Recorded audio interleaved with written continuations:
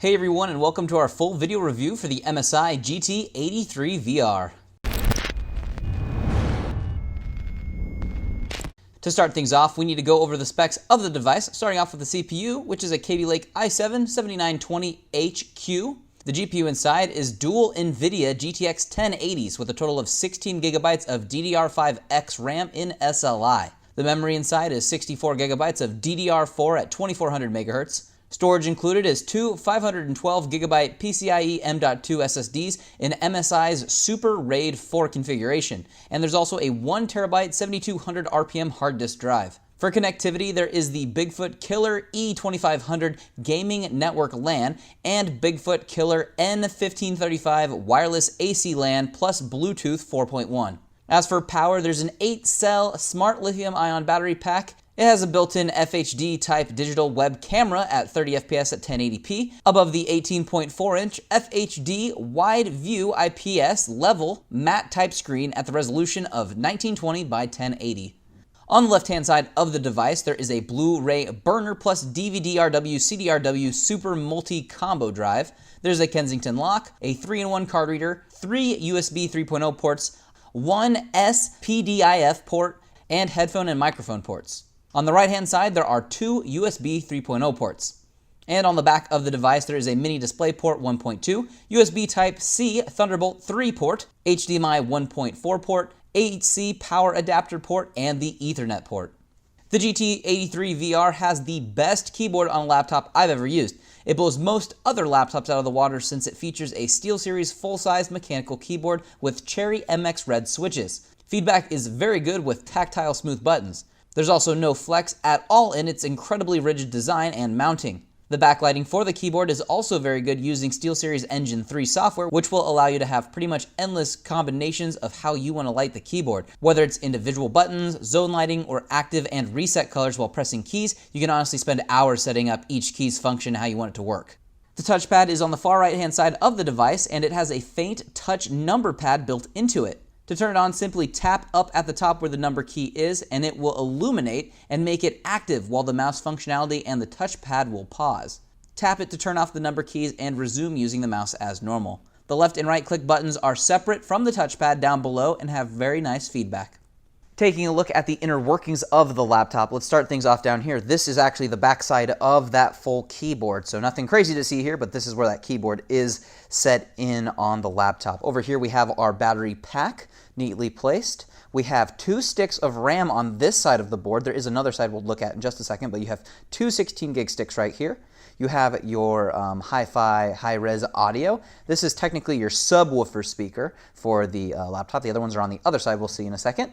We have your SD card reader. We have 3 fans in configuration with everything that's cooling up along the back. You have your 2 big ones on the corners. You have one here too, and then you have all these copper pipes that are painted black, just going every direction to get all of that heat out with all of the power that this laptop has. You have a GPU here and a GPU here, and then your CPU is right here in the middle. And this is your SLI bridge to link both of those together.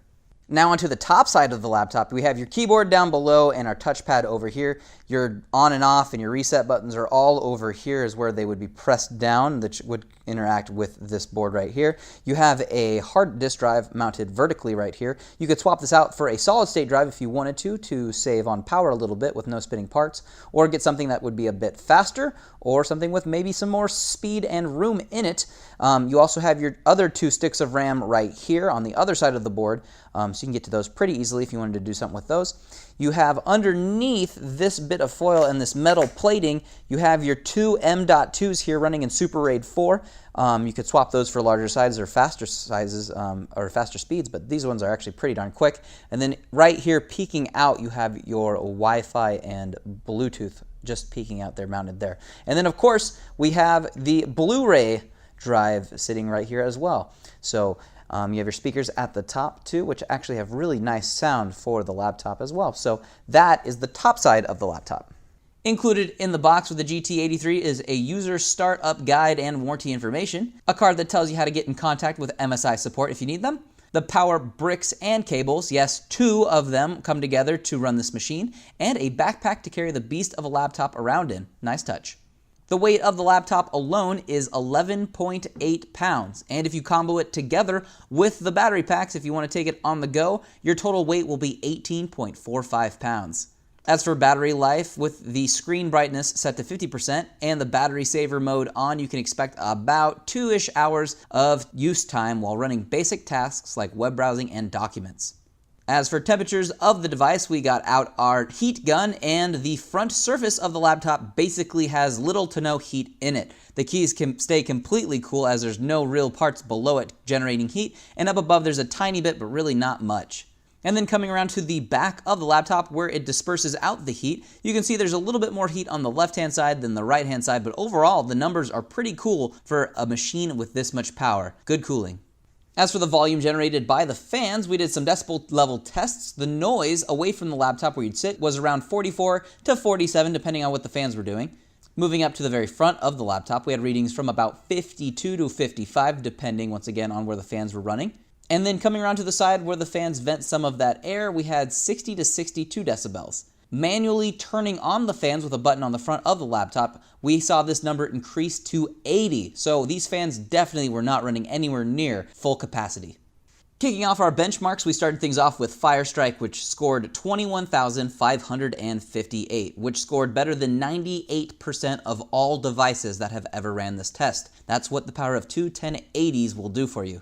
Next, we ran Cinebench. Our OpenGL score was 117 FPS, and our CB for the processor score was 803. See how it compares on the left-hand side. Next, we ran Crystal Disk, first for the solid-state drives running in that Super RAID 4 configuration. The read speed was 3,125, and the write speed was 2,570. And as for the hard disk drive inside, it read at 126 and wrote at 116.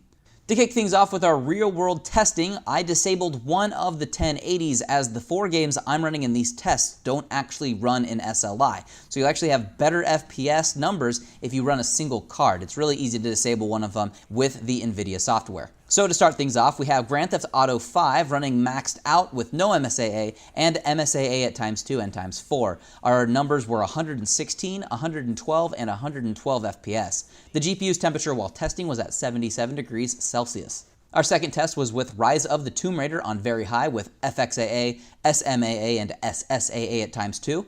Our numbers were 110, 106, and 93 FPS.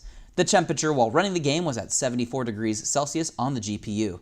Our third game was Dirt Rally. We ran it on Ultra with MSAA at ×2, 4, and 8, and we had FPS numbers of 137. We actually went up a frame with ×4 somehow with 138, and then back down to 125 FPS with ×8.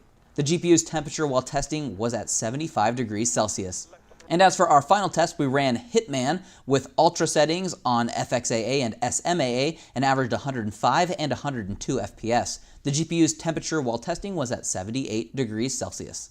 If you're looking to put a personal touch on your machine, be sure to check out our extensive customization options before checkout, including upgrades available to RAM, storage, cooling, overclocking, custom paint, hydro and graphic wraps, laser etching, and much, much more. If you'd like to look at a specific BIOS menu screen option, make sure that you pause the video on the one you want to view closer. If not, be sure to check out the product link in the description or leave us any comments you have down below if you have questions for us here at Exotic PC. I've been Andrew saying thanks for watching, and be sure to subscribe for future product overviews and reviews.